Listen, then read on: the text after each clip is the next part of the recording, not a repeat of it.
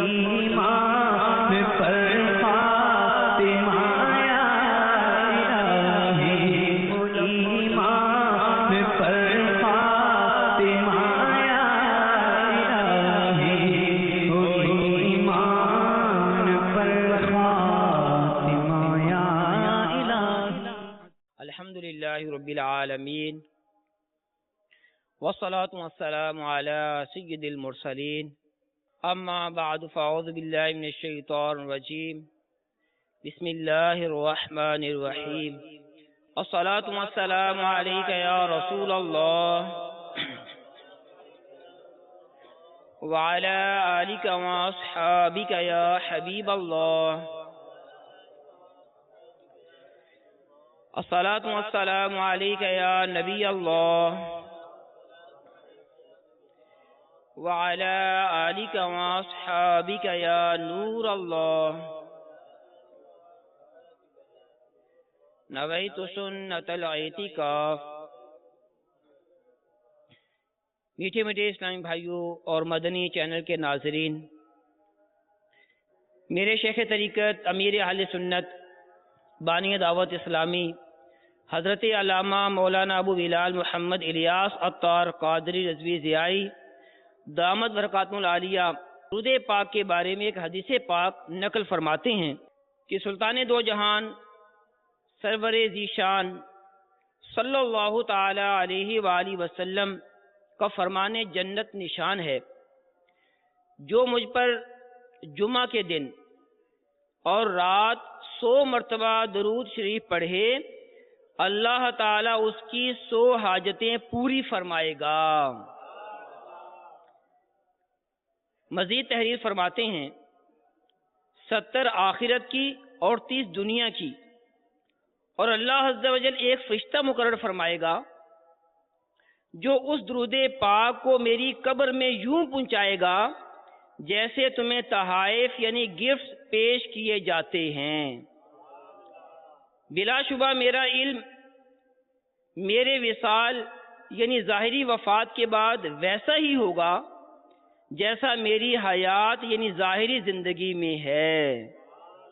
صلو علی الحبیب صلی اللہ تعالی علی محمد۔ میٹھے میٹھے اسلامی بھائیوں، حضرت سیدنا مجدد الف ثانی رحمۃ اللہ تعالی علیہ، یوں تو آپ کی زندگی کے کئی واقعات میں ہمارے لیے درس کے مدنی پھول موجود ہیں۔ آئیے ایک واقعہ سنتے ہیں۔ حضرت سیدنا مجدد الف ثانی قدس سرہ النورانی تحصیل علم کے بعد آگرہ آل ہند تشریف لائے اور درس و تدریس کا سلسلہ شروع کر دیا، یعنی پڑھنے پڑھانے کا سلسلہ شروع فرمایا۔ اپنے وقت کے بڑے بڑے فاضل علماء کرام آپ کی بارگاہ میں حاضر ہو کر علم و حکمت کے چشمے سے سیراب ہونے لگے۔ جب آگرہ میں کافی عرصہ گزر گیا تو والد ماجد یعنی جو آپ کے والد گرامی تھے، ان کو آپ کی یاد ستانے لگی اور آپ کو دیکھنے کے لیے بے چین ہو گئے۔ چنانچہ والد محترم طویل سفر کر کے آگرہ تشریف لائے تاکہ اپنے فرما بردار بیٹے سے ملاقات کروں، اور اپنے لخت جگر مجدد الف ثانی کی زیارت سے اپنی آنکھیں ٹھنڈی کیں۔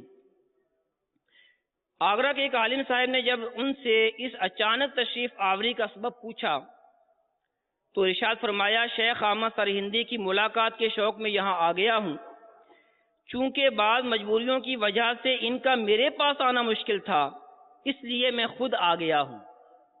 میٹھے میٹھے اسلامی بھائیوں، فرما بردار اور نیک اولاد آنکھوں کی ٹھنڈک اور دل کا چین ہوتی ہے۔ جس طرح والدین کی محبت بھری نظر کے ساتھ زیارت سے اولاد کو ایک مقبول حج کا ثواب ملتا ہے، یعنی جو فرما بردار بچہ لڑکا اولاد اپنے والدین کو محبت کی نظر سے دیکھتی ہے تو اللہ رب العالمین اس کو مقبول حج کا ثواب عطا فرماتا ہے۔ اور اگر والدین اپنے بچوں کو دیکھیں تو کیا اس پر بھی کوئی ثواب ہے؟ سنیے،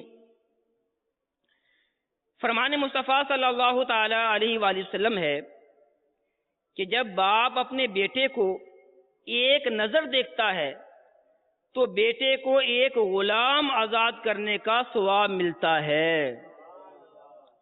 بارگاہ رسالت میں عرض کی گئی، اگرچہ باپ 360 مرتبہ دیکھے، ارشاد فرمایا اللہ عز و جل بڑا ہے، یعنی اسے سب کچھ قدرت ہے، اس سے پاک ہے کہ اس کو اس کے دینے سے عاجز کہا جائے۔ میٹھے میٹھے اسلامی بھائیو، کیسی پیاری حدیث پاک ہے۔ اس حدیث پاک کے تحت حضرت علامہ عبدالرؤف مناوی رحمۃ اللہ تعالی علیہ فرماتے ہیں، مراد یہ ہے کہ جب اصل باپ اپنی فرح بیٹے پر نظر ڈالے اور اسے اللہ عز و جل کی فرما برداری کرتے دیکھے تو بیٹے کو ایک غلام آزاد کرنے کی مثل ثواب ملتا ہے۔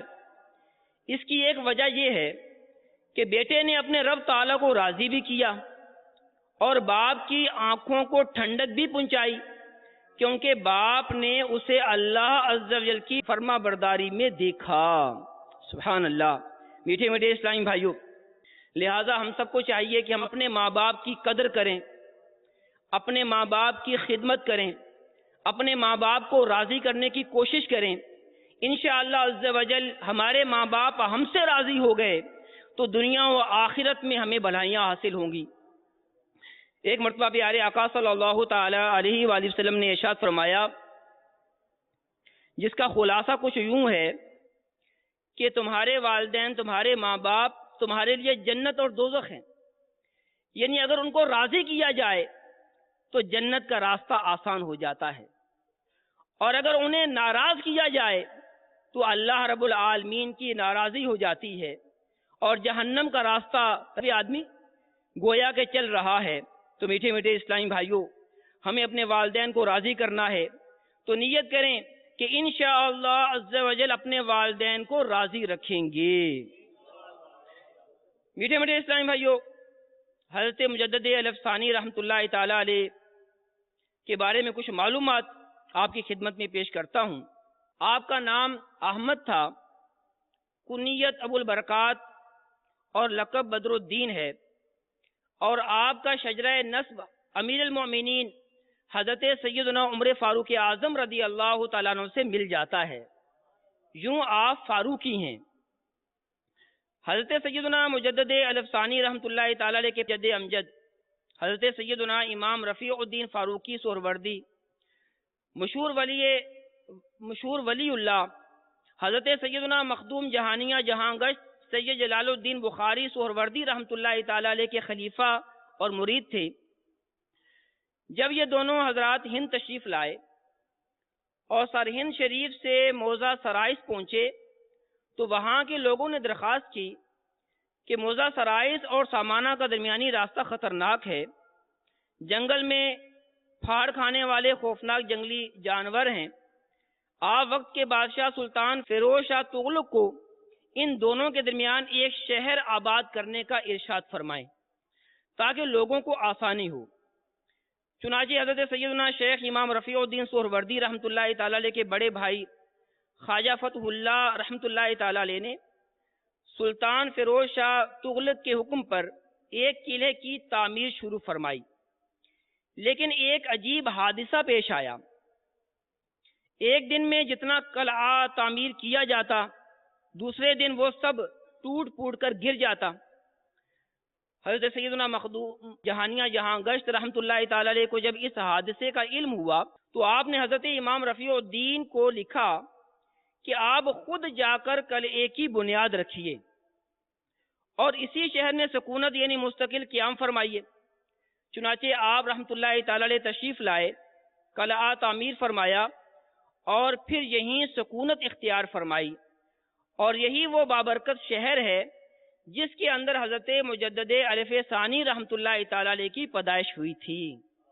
تو میٹھے میٹھے اسلامی بھائیوں، جس کے والدین نیک ہوں تو نیک والدین کا اثر جو ہے وہ بچوں میں بھی جاتا ہے۔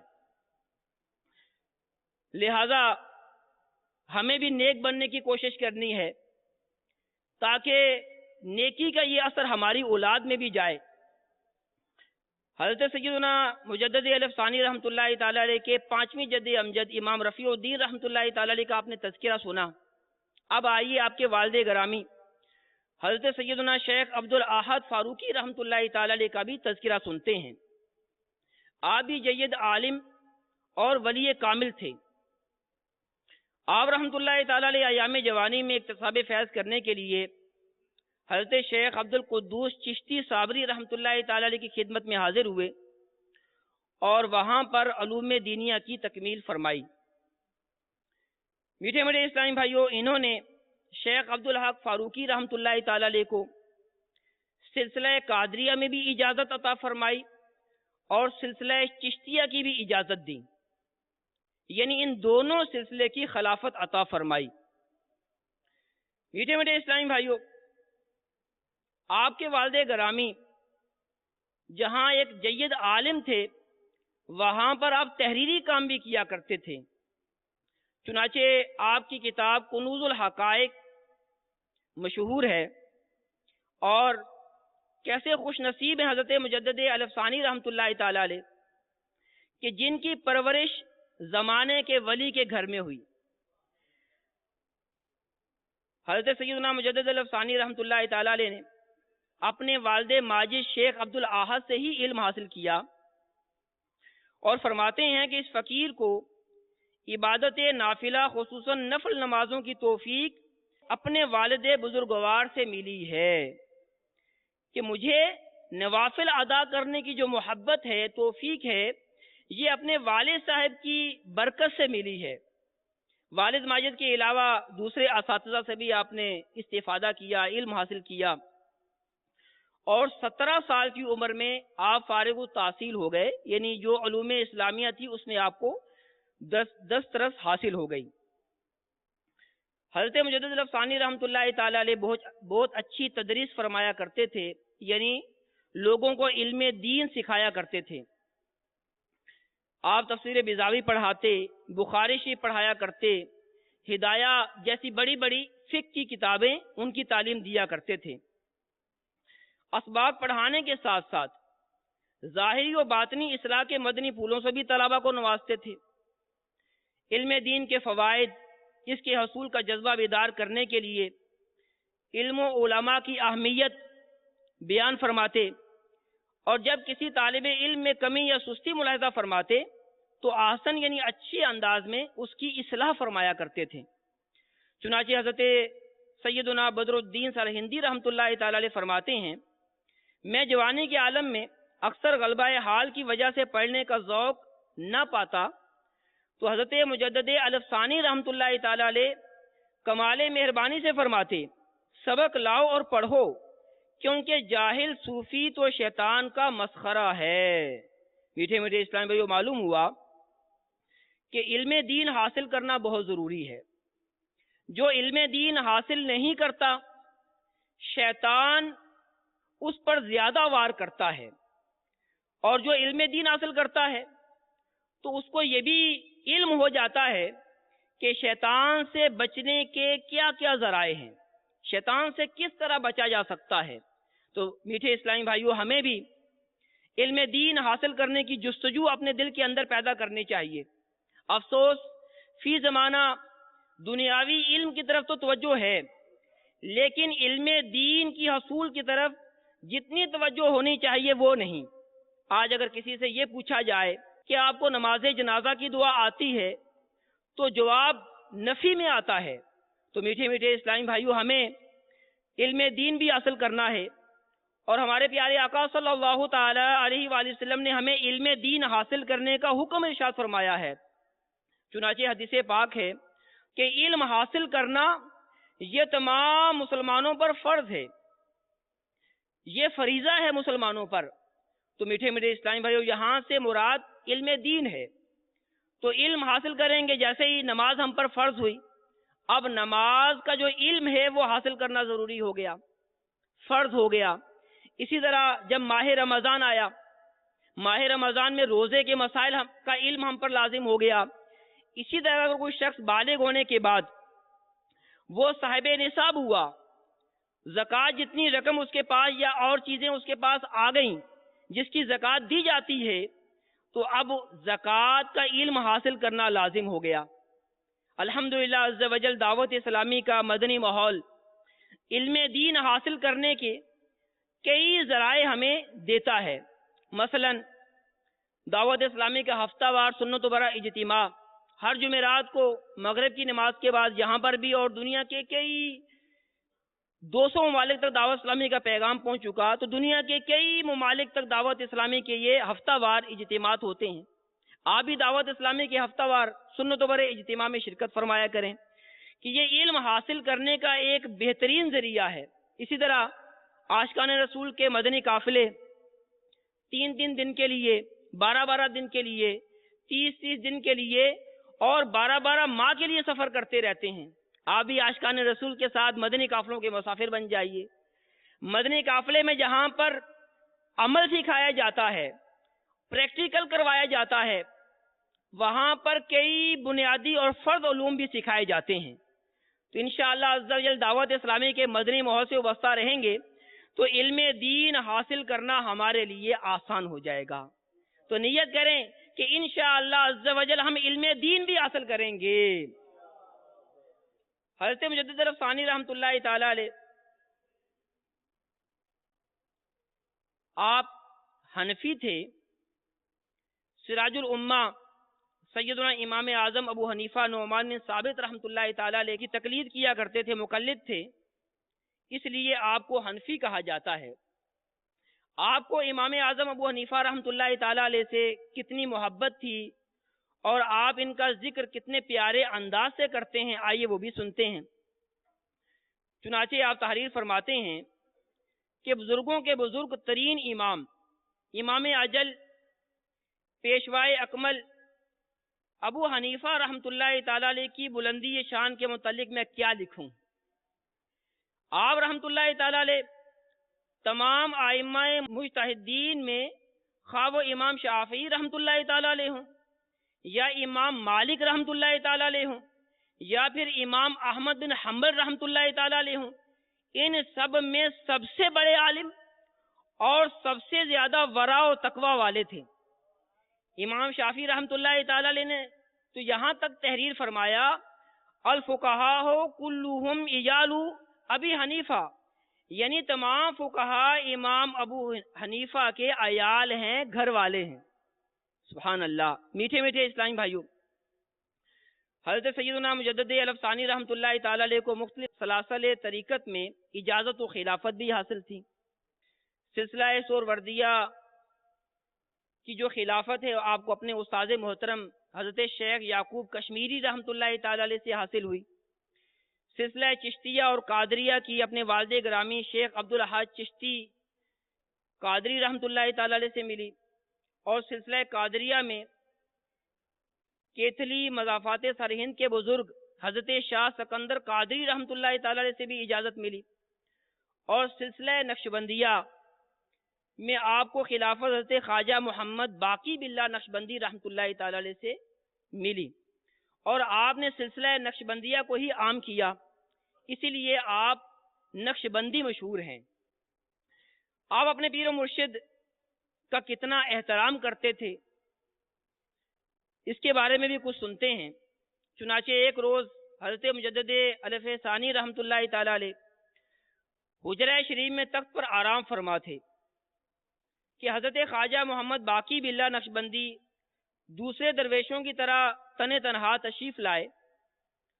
جب آپ حجرے کے دروازے پر پہنچے تو خادم نے حضرت مجدد الف ثانی کو بیدار کرنا چاہا، تو آپ نے سختی سے منع فرما دیا اور کمرے کے باہر ہی آپ کے جاگنے کا انتظار کرنے لگے۔ تھوڑی ہی دیر میں حضرت مجدد الف ثانی رحمۃ اللہ تعالی علیہ کی آنکھ کھلی۔ آواز دی کون ہے؟ حضرت خواجہ باقی باللہ جو آپ کے مرشد تھے۔ آپ نے ارشاد فرمایا فقیر محمد باقی، کہ جو ہمارے بزرگان دین تھے وہ عاجزی و انکسار کے پیکر تھے، اپنے آپ کو عاجزی کی وجہ سے فقیر کہا کرتے تھے۔ آپ رحمت اللہ تعالیٰ علیہ نے جب یہ آواز سنی، باقی باللہ یعنی میرے پیر و مرشد ہیں جو باہر تشریف فرما ہیں، تو آپ مضطرب ہو گئے اور بے قراری کے عالم میں اٹھ کھڑے ہوئے اور باہر آ کر نہایت عجز و انکساری کے ساتھ پیر صاحب کے سامنے باادب بیٹھ گئے۔ سبحان اللہ، بزرگوں کے کیا واقعات ہیں، سیکھنے کا کیا کچھ ملتا ہے کہ اتنے بڑے مرتبے پر فائز ہونے کے باوجود آپ کے اندر عاجزی کوٹ کوٹ کر بھری ہوتی ہے۔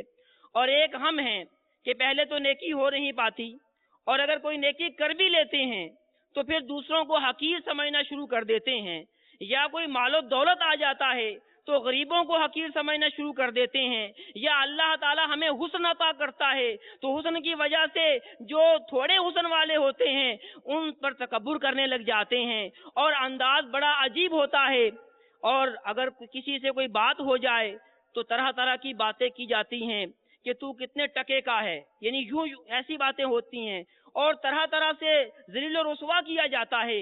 تو میٹھے میٹھے اسلام بھائیو، ایسا ہرگز نہیں ہونا چاہیے۔ تکبر یہ اللہ تعالیٰ کو بالکل پسند نہیں ہے، بلکہ یہاں تک فرمایا گیا کہ جس کے دل میں رائی کے دانے کے برابر بھی تکبر ہوگا تو اللہ تعالیٰ اسے جنت میں داخل نہیں فرمائے گا۔ تو میٹھے میٹھے اسلامی بھائیو، تکبر یہ ایک باطنی بیماری ہے، اس کا بھی علاج ہونا چاہیے، اور یہ علاج سیکھنے کے لیے مدنی قافلے میں سفر کرنا چاہیے۔ الحمدللہ عز و جل مدنی قافلے میں سفر کرتے ہیں تو مل کر ایک ہی جگہ کھانا کھانا ہوتا ہے، علاقائی دورہ بے نیکی کی دعوت دینا ہوتی ہے۔ مدنی قافلے کے مسافر آخری دن خاص طور پر مسجد کی صفائی کی ترکیبی بناتے ہیں، تو یہ مسجد کی صفائی کرنا یہ بھی تکبر کو دور کرنے والا ہے۔ ایک مرتبہ ایک بزرگ رحمت اللہ تعالی علیہ کی بارگاہ میں ایک شخص حاضر ہوا اور عرض کرنے لگا، عالی جا مجھے کوئی تکبر کا علاج بتائیے۔ تو آپ نے ارشاد فرمایا، مسجد کی صفائی کیا کرو اور نمازیوں کے جوتے سیدھے کیا کرو۔ سبحان اللہ، ہمارے بزرگان دین، ہمارے اسلاف کیسے اچھے انداز سے تربیت فرمایا کرتے تھے۔ واقعی مسجد کی صفائی کرنے والا اور نمازیوں کے جوتے سیدھے کرنے والا، یہ بھلا متکبر کیسے ہو سکتا ہے؟ اللہ رب العالمین ہم سب کو تکبر کی اس بری عادت سے بھی بچائے اور ہمارے دل کا بھی علاج ہو جائے۔ میٹھے میٹھے اسلام بھائیو، حضرت مجدد الف ثانی رحمت اللہ تعالی علیہ نے نیکی کی دعوت کا آغاز کس طرح کیا، یہ بھی سنیے۔ یوں تو قیام آگرہ کے زمانے ہی سے نیکی کی دعوت کا آغاز آپ نے فرما دیا تھا، لیکن سن 1008 ہجری میں حضرت خواجہ محمد باقی باللہ نقشبندی رحمت اللہ تعالی علیہ سے بیعت کرنے کے بعد باقاعدہ امر بالمعروف و نہی عن المنکر، یہ نیکی کی دعوت دینا اور برائی سے منع کرنے کا آپ نے سلسلہ شروع فرمایا۔ عہد اکبری کے آخری سالوں میں مرکز الاولیاء لاہور اور سرہند شریف میں رہ کر خاموشی اور دور اندیشی کے ساتھ اپنے کام میں مصروف رہے۔ اس وقت اعلانیہ کوشش کرنا موت کو دعوت دینے کے مترادف تھا۔ جابرانہ اور قاہرانہ حکومت کے ہوتے ہوئے خاموشی سے کام کرنا بھی خطرے سے خالی نہ تھا، لیکن حضرت مجدد الف ثانی رحمت اللہ تعالی علیہ نے یہ خطرہ مول لے کر اپنی کوششیں جاری رکھیں اور حضور انور صلی اللہ تعالی علیہ وآلہ وسلم کی مکی زندگی کے ابتدائی دور کو پیش نظر رکھا۔ جب دور جہانگیری شروع ہوا تو گویا مدنی زندگی کو پیش نظر رکھتے ہوئے علل اعلان نیکی کی دعوت کا سلسلہ شروع فرما دیا۔ حضرت مجدد الف ثانی رحمت اللہ تعالی علیہ نے نیکی کی دعوت اور لوگوں کی اصلاح کے لیے مختلف ذرائع استعمال فرمائے۔ آپ رحمت اللہ تعالی علیہ نے سنت نبوی کی پیروی میں اپنے مریدوں، خلفاء اور مکتوبات کے ذریعے اس تحریک کو، یہ نیکی کی دعوت کی تحریک کو پروان چڑھایا۔ ایک مرتبہ ایک شخص آپ کے سامنے فلاسفہ کی تعریف کرنے لگا۔ اس کا انداز ایسا تھا جیسے علماء کرام کی توہین لازم آتی تھی۔ آپ رحمت اللہ تعالی علیہ نے اسے سمجھاتے ہوئے فلاسفہ کے رد میں حضرت سیدنا امام محمد بن محمد غزالی رحمت اللہ تعالی علیہ کا فرمان عالی شان سنایا تو وہ شخص منہ بگاڑ کر کہنے لگا، غزالی نے نامعقول بات کہی ہے، معاذ اللہ۔ حضرت سیدنا امام غزالی رحمۃ اللہ تعالی علیہ کی شان میں گستاخی کا جملہ سن کر آپ رحمۃ اللہ تعالی علیہ کو جلال آ گیا اور فوراً وہاں سے اٹھے اور اسے ڈانٹتے ہوئے ارشاد فرمایا، اگر اہل علم کی صحبت کا ذوق رکھتے ہو تو ایسی بے ادبی کی باتوں سے اپنی زبان کو بند رکھو۔ میٹھے میٹھے اسلامی بھائیوں، واقعی جو بزرگان دین ہوتے ہیں وہ کسی دوسرے بزرگ کی توہین برداشت نہیں کرتے، اور جو اس قسم کی یعنی بزرگان دین کی گستاخی کرتے ہیں ان کا انجام بھی عبرتناک ہوتا ہے۔ لہذا ہمیں تو عام مسلمانوں کی بھی قدر کرنی چاہیے، عزت کرنی چاہیے، احترام کی نظر سے دیکھنا چاہیے، اور جو بزرگ ہوں، جو عالم دین ہوں، وہ ویسے ہی ممتاز ہوتے ہیں، ان کی تو عزت کرنا مزید بڑھ جاتا ہے۔ لہذا میٹھے میٹھے اسلامی بھائیوں، اپنی زبان کی حفاظت کیجیے، ہرگز ہرگز اپنی زبان سے کسی ولی اللہ کے بارے میں، اولیاء اکرام کے بارے میں، صحابہ اکرام کے بارے میں، اہل بیت کے بارے میں ہرگز ہرگز کوئی ایسا کلمہ نکلنا نہ پائے کہ جو ان کی گستاخی پر دلالت کرتا ہو۔ اور یہ بھی یاد رکھیں کہ جو گستاخ ہوتے ہیں ان کی بعض اوقات دنیا کے اندر ہی ان کو سزا دے دی جاتی ہے۔ ایک واقعہ سنیے، ایک فقیہ یعنی عالم دین نے مجھے بتایا، یہ قول حضرت سیدنا تاج الدین عبد الوہاب رحمۃ اللہ تعالی علیہ کا ہے۔ فرماتے ہیں کہ ایک فقیہ یعنی عالم دین نے مجھے بتایا کہ ایک شخص نے فقہ شافعی کے درس میں حضرت سیدنا امام غزالی رحمۃ اللہ تعالی علیہ کو برا بلا کہا۔ میں اس پر بہت غمگین ہوا، رات اسی غم کی کیفیت میں نیند آ گئی۔ خواب میں حضرت امام غزالی رحمۃ اللہ تعالی علیہ کی زیارت ہوئی۔ میں نے برا بھلا کہنے والے شخص کا ذکر کیا تو امام غزالی رحمۃ اللہ تعالی علیہ نے فرمایا، فکر مت کیجئے، وہ کل مر جائے گا۔ صبح جب میں حلقہ درس میں پہنچا تو اس شخص کو حشاش بشاش یعنی بھلا چنگا دیکھا، مگر جب وہ وہاں سے نکلا تو گھر جاتے ہوئے راستے میں سواری سے گرا، زخمی ہوا اور سورج غروب ہونے سے قبل ہی مر گیا۔ تو میٹھے میٹھے اسلامیوں، دیکھا آپ نے کہ جو اولیاء کرام کی گستاخی کرتا ہے بعض اوقات لوگوں کو دکھا دیا جاتا ہے کہ اس کا کتنا عبرتناک انجام ہوتا ہے۔ اللہ تعالی ہمیں گستاخیوں سے ہی بچائے اور گستاخوں سے بھی بچائے۔ حضرت سیدنا مجدد الف ثانی رحمۃ اللہ تعالی علیہ بڑے نیک تھے اور تلاوت قرآن کا بھی آپ کو بہت شوق تھا، چنانچہ سفر کے دوران بھی آپ تلاوت قرآن جاری رکھتے تھے۔ روایتوں میں آتا ہے کہ آپ ایک چادر لے لیتے، سر پر چادر لیتے اور اپنی نگاہ کو جھکا کر تلاوت قرآن کرتے کرتے سفر کیا کرتے تھے۔ بسا اوقات 3 4 پارے بھی سفر کے اندر مکمل فرما لیا کرتے تھے، اور اس دوران آیت سجدہ آتی تو سواری سے اتر کر سجدہ تلاوت بھی کیا کرتے، اور آپ سنتوں پر بھی بہت زیادہ عمل کرتے تھے۔ سونے جاگنے کی سنتیں ہوں، بیٹھنے اٹھنے کی سنتیں ہوں، تو نیک لوگوں کا تو یہ طریقہ رہا ہے کہ وہ پیارے آقا صلی اللہ تعالی علیہ وآلہ وسلم کی سنتوں پر عمل کرتے ہیں۔ اور عمل کیوں نہ کریں کہ ہمارے پیارے آقا صلی اللہ تعالی علیہ وآلہ وسلم نے سنتوں پر عمل کرنے کا حکم ارشاد فرمایا ہے۔ چنانچہ ارشاد فرمایا، علیکم بسنتی، یعنی میری سنت پر عمل کرنا لازم کر لو۔ اور ایک اور حدیث پاک میں ارشاد فرمایا کہ جس نے میری سنت سے محبت کی اس نے مجھ سے محبت کی، اور جس نے مجھ سے محبت کی وہ جنت میں میرے ساتھ ہوگا۔ ایک بار ماہ رمضان کے آخری عشرے میں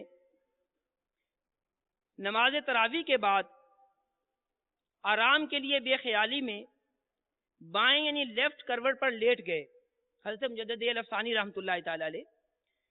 اتنے میں خادم پاؤں دبانے لگا۔ آپ کو اچانک خیال آیا کہ دائیں یعنی رائٹ کروٹ پر لیٹنے کی سنت چھوٹ گئی ہے۔ نفس نے سستی دلائی کہ بھولے سے ایسا ہو جائے تو کوئی بات نہیں، لیکن آپ رحمت اللہ تعالی علیہ اٹھے اور سنت کے مطابق دائیں یعنی سیدھی کروٹ پر آرام فرما ہوئے۔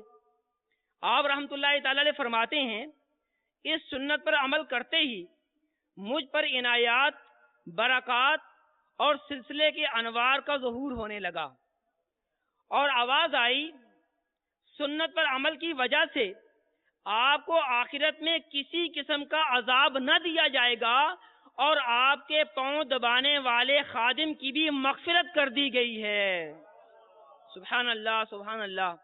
میٹھے میٹھے اسلام بھائیو، مدنی چینل کے ناظرین، دیکھا آپ نے سنت پر عمل کی کیسی برکتیں ہیں۔